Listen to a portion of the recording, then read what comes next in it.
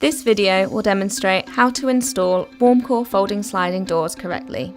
We will show you two different installations, one 4-pane door with a 440 configuration and one 6-pane door which opens centrally. Before installing your WarmCore door, remove the old door, tidy up the aperture and protect the interior with a dust sheet. Make sure that you have measured the aperture before removing the old door and check that the new door will fit correctly. Check that the sill is level. Lay out DPC, replacing any old DPC that is damaged. Apply packers where needed on top of the DPC to level the sill. Lift the new door into place, sill first, and push the head in. For large doors, make sure you have enough people lifting the door to avoid damage or strain. Check that the door is plumb and level, applying packers where needed. Remove the beads from the sashes and place to one side. All the beads are numbered, so you will know the order for fixing them later. Before fixing the frame, you need to release the bogey wheels. These are located in the top and bottom on both the inside and outside of the doors. To release the springs, remove the grub screw on the side. Once released, the bogey wheels won't come out of the tracks. Open the door and support the weight of the open sashes to prevent the door from overbalancing.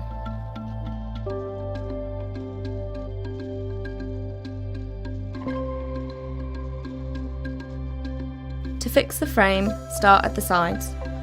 Remove the infill gasket and measure out fixing points. Base and head fixings should be between 150mm and 200mm from the corners, with intermediate fixings not exceeding 600mm centres. Apply packers around the fixing area before fixing with a masonry drill bit and suitable fixing screws. Be careful not to over-tighten the screws, as this can distort the frame. On a door configuration where the sash is all open to one side, you will need to remove the latch plate before fixing the jamb where the door closes. Check that there is no bowing in the jambs once they have been fixed.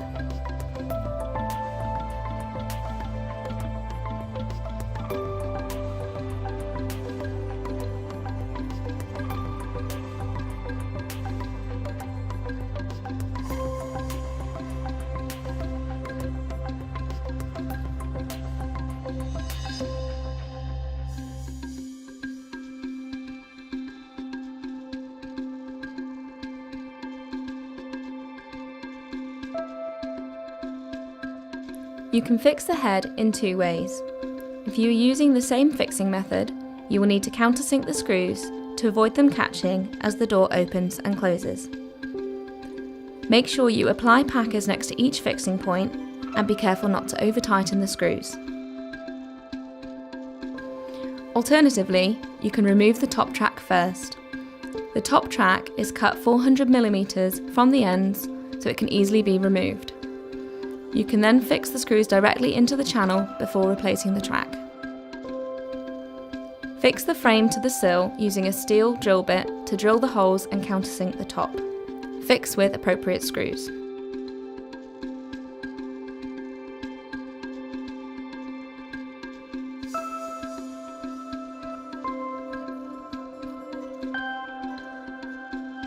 Measure the height all along the door frame to ensure it is consistently level. WarmCore door installations always require mechanical fixings and should never solely be fixed with expanding foam. If you choose to use PU foam to fill the gaps between the frame and the aperture, be careful to avoid excessive use, as this can have a detrimental effect on the installation. Avoid any contact with powder-coated surfaces. Clear the runner of any dirt and check that the door opens and closes smoothly.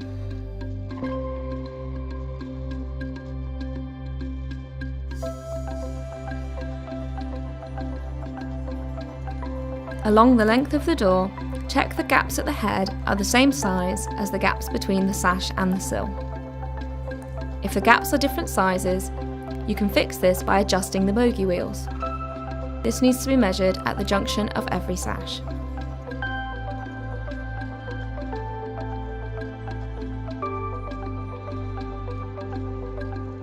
To access the bogey wheel adjustment, you need to remove the top screw and plastic washer and take out the second washer.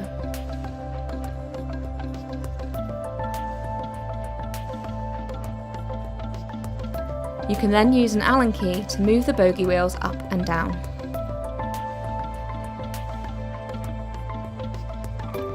To toe and heel the door correctly, you should start at one end and work your way inwards. For a door with sashes that all open in one direction, like this 4-4-0 configuration, you will need to start on the second sash in. Pack the bottom corner by the bogie wheel to the diagonally opposite top corner with bridge packers, as demonstrated. You may want to use a bead of silicone to hold these in place.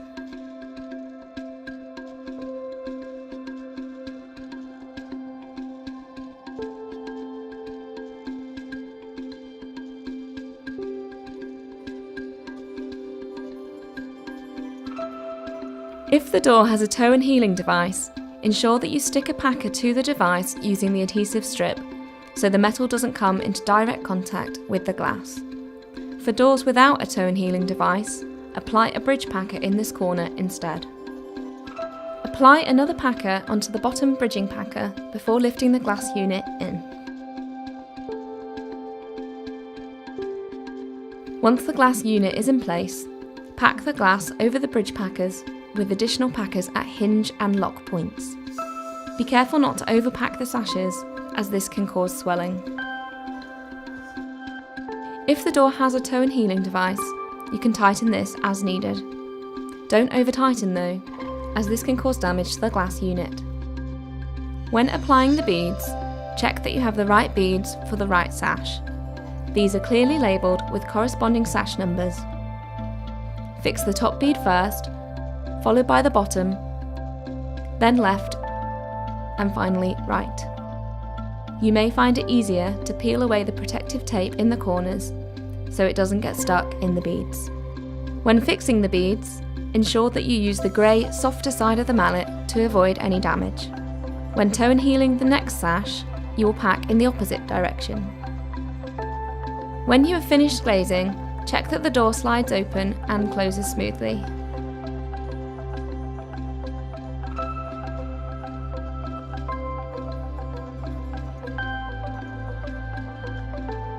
Use an Allen key to move the central escutcheon plate into the correct position. Tighten it to set in place. You can do the same for the top and bottom plates. Avoid setting them too tight, as this will make the door difficult to open and close.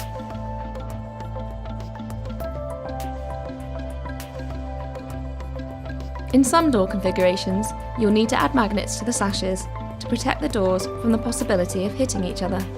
Mark and drill holes into the sashes and remove the protective tape to fix the magnets with appropriate fixing screws.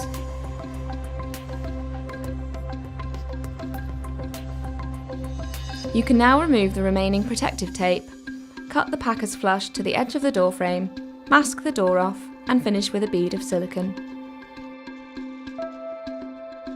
If there is still work to be done on the interior of the house, we recommend leaving the protective tape on the inside until the interior has been finished.